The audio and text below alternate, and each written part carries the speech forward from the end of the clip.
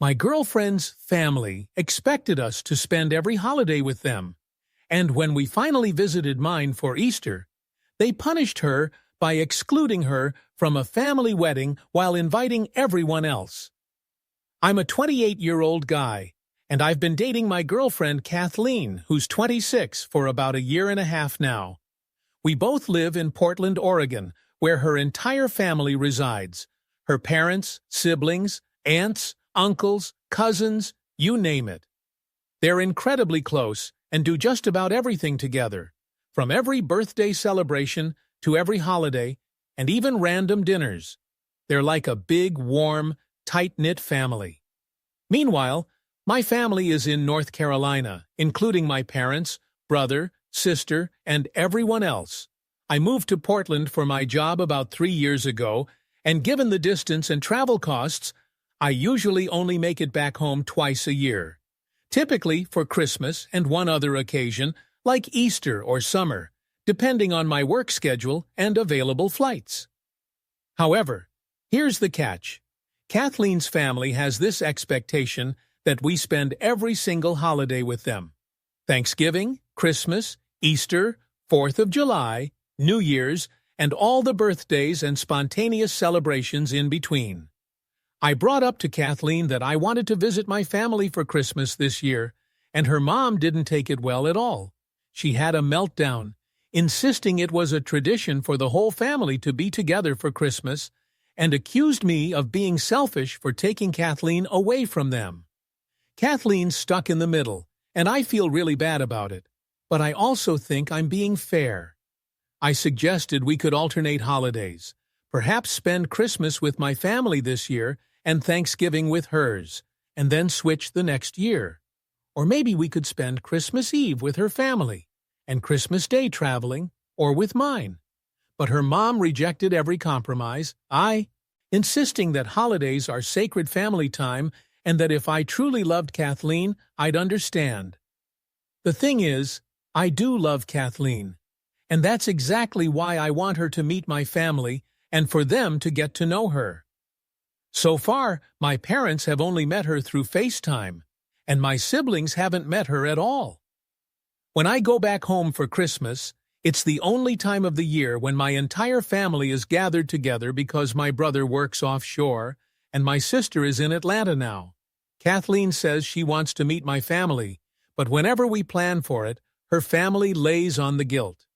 Her mom will call her in tears, saying how hurt she is that Kathleen would choose my family over hers.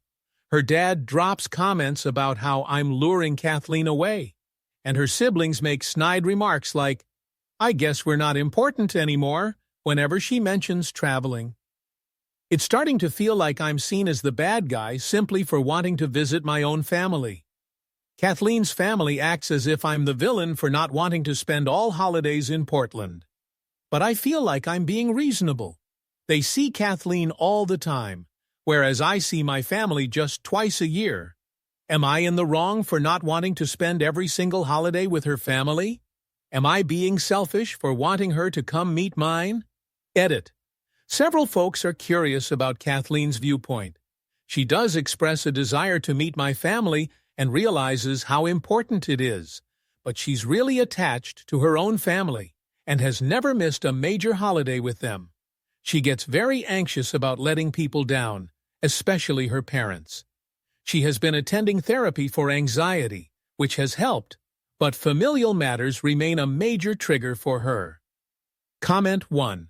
You're definitely not the jerk here. Kathleen's family is being manipulative and controlling. The fact that they can't handle her missing just one holiday to meet your folks after a year and a half is a major red flag. You're not asking her to abandon them. You're just seeking a fair balance.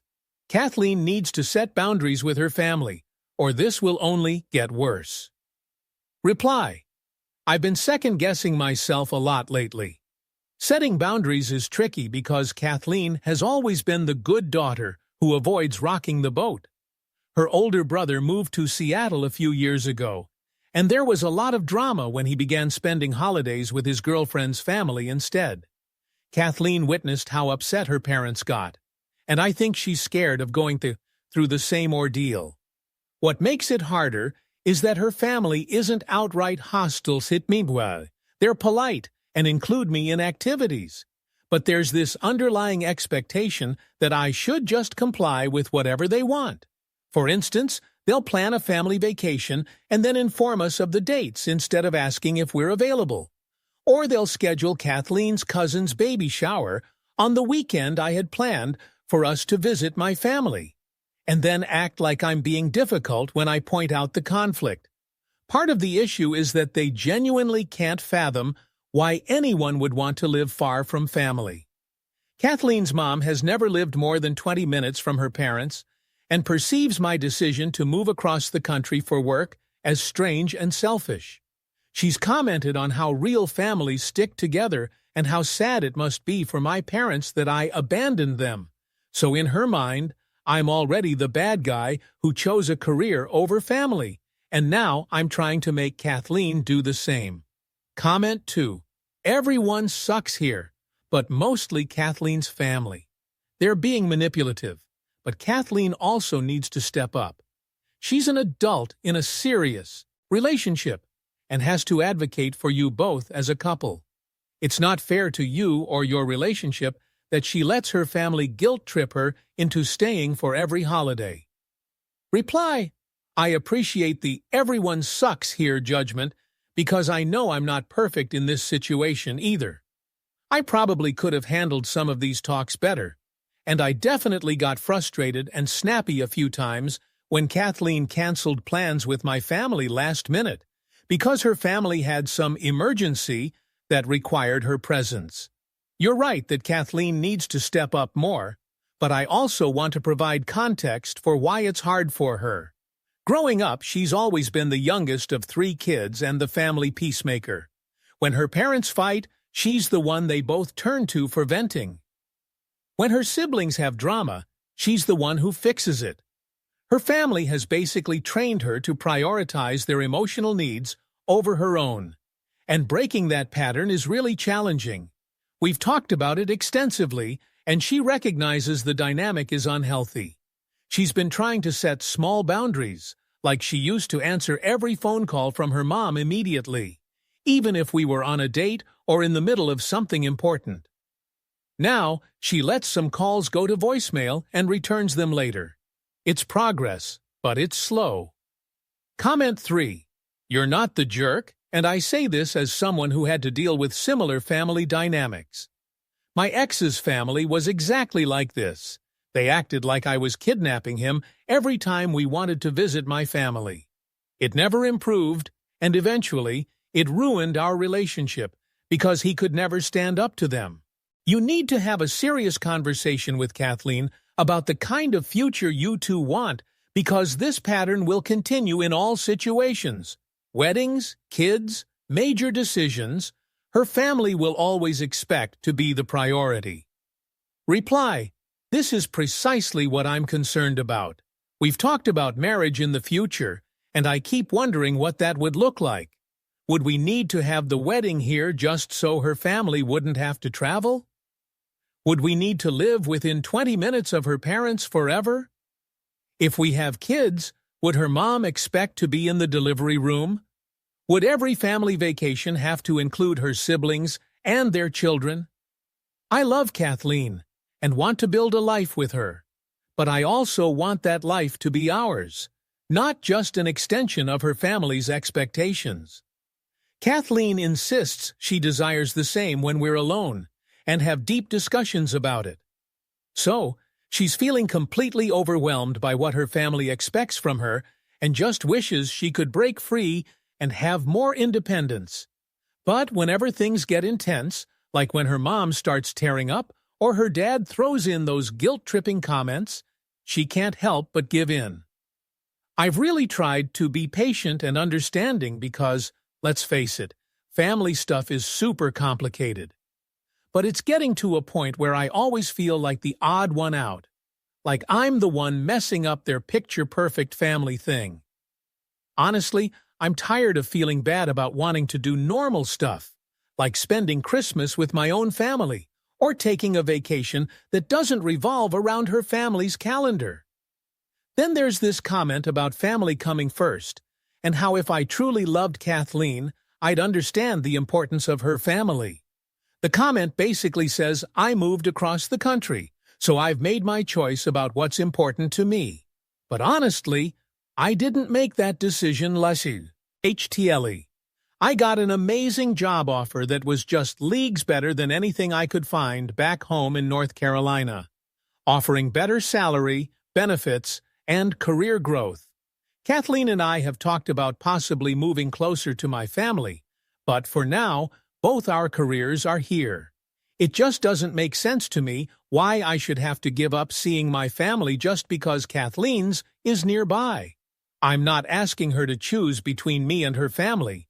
I just want a little balance and compromise.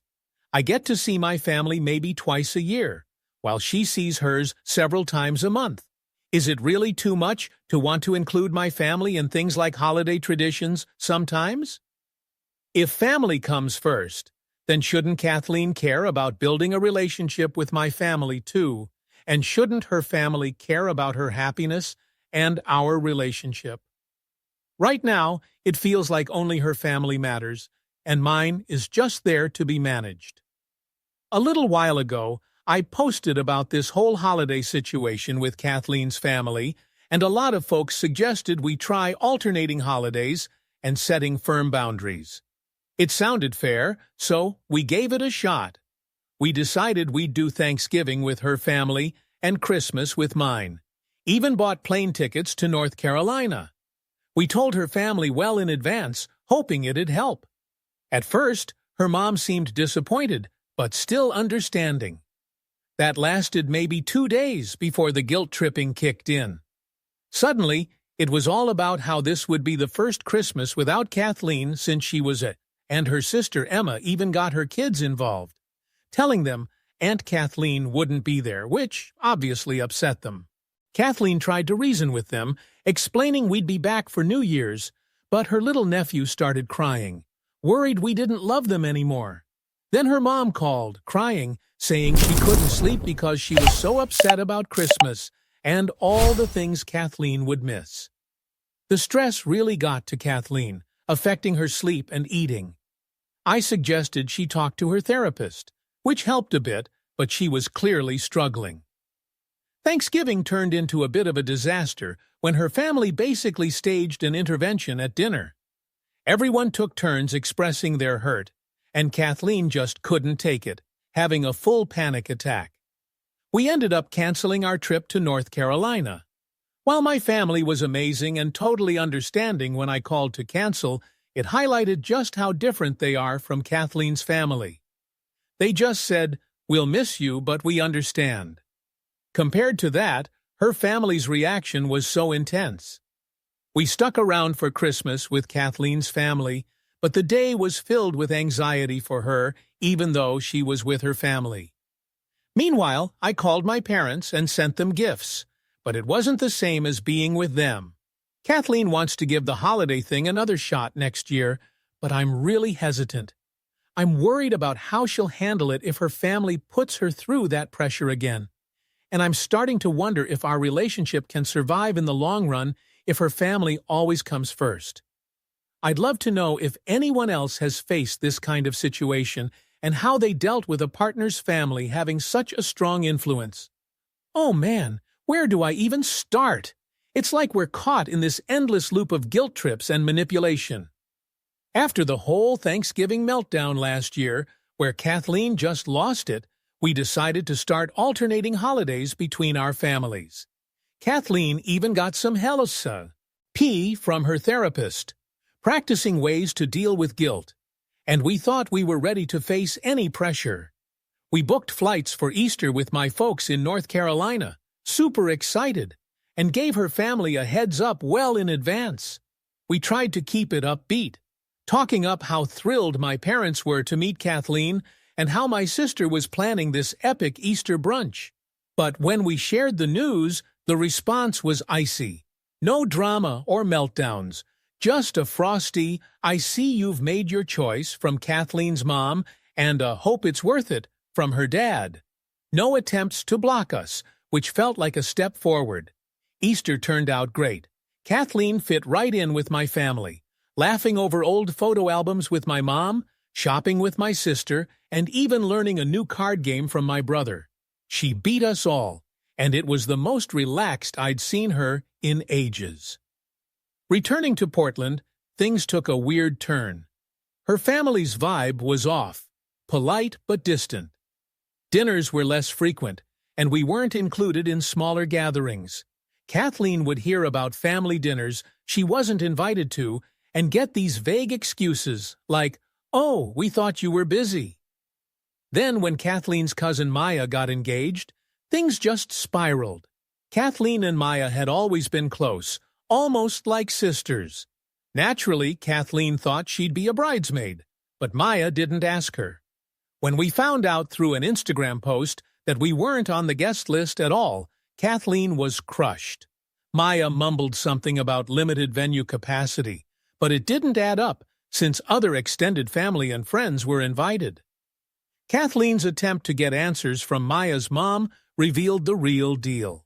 The family felt Kathleen had chosen other relationships over them and decided she didn't need to be part of family celebrations anymore. It wasn't about me, supposedly, but about Kathleen's loyalties. The family's exclusion left Kathleen heartbroken.